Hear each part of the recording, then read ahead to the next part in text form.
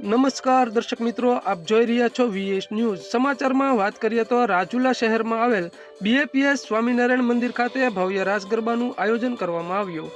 સમગ્ર વિગતની વાત કરીએ તો ભગવાન શ્રીરામની પ્રાણ પ્રતિષ્ઠાની પૂર્વ સંધ્યાએ રાજુલાના બીએપીએસ સ્વામિનારાયણ મંદિર ખાતે વિશ્વ હિન્દુ પરિષદ સાયનાથ ગરબા ક્લાસ દ્વારા આયોજિત ભવ્ય રાસ ગરબાનું આયોજન કરવામાં આવ્યું હતું.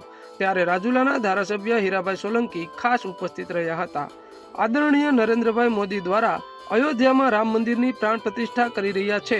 દેશ માટે સુવર્ણ દિવસ છે. ત્યારે ધારાસભ્ય હીરાભાઈ સોલંકીએ 50 બાળાઓ અને મહિલાઓને સુવર્ણ દાન સોનાની ચૂક અર્પણ કરી હતી. આ રાસ ગરબામાં બહોળી સંખ્યામાં નાની બાળાઓ અને મહિલાઓએ રાસ ગરબાની રમઝટ બોલાવી હતી. સારું પ્રદર્શન કરનાર બાળાઓ અને મહિલાઓને ઇનામ આપી પ્રોત્સાહિત કરવામાં આવ્યા હતા.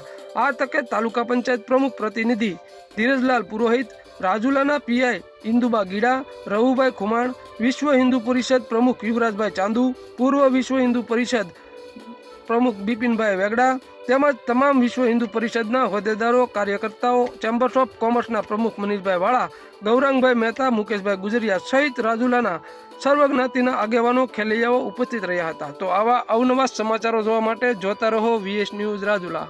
ફરી એકવાર જયકારો લગાડી આપણે. જય જય શ્રી રામ. જય જય શ્રી રામ. ઓછો અવાજ આવ્યો. જય જય શ્રી રામ.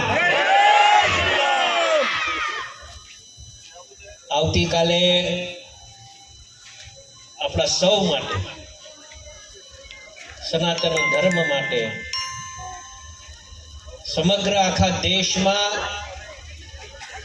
હિન્દુઓ માટે વાત કરીશ તો કાલનો દિવસ ઇતિહાસમાં લખાવાનો છે.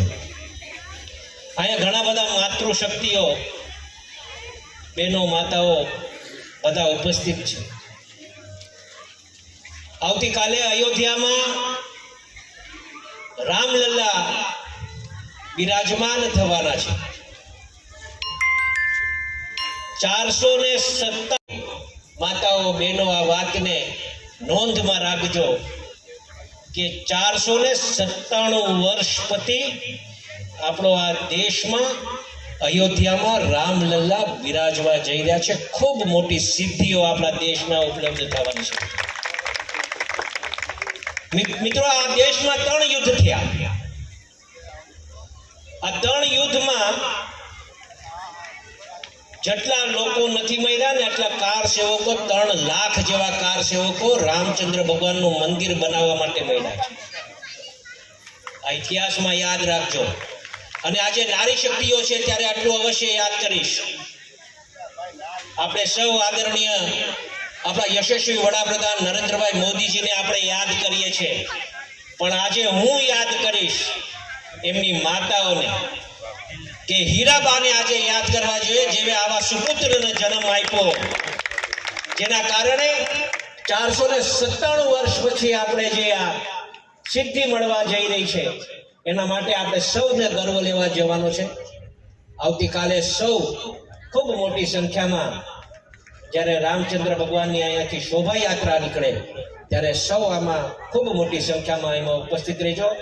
આપ સૌને આવતીકાલના ફરીથી એકવાર, અને આ તો યુગે યુગે, આ યુગ યાદ રાખશે, પેઢી દર પેઢી યાદ રાખશે.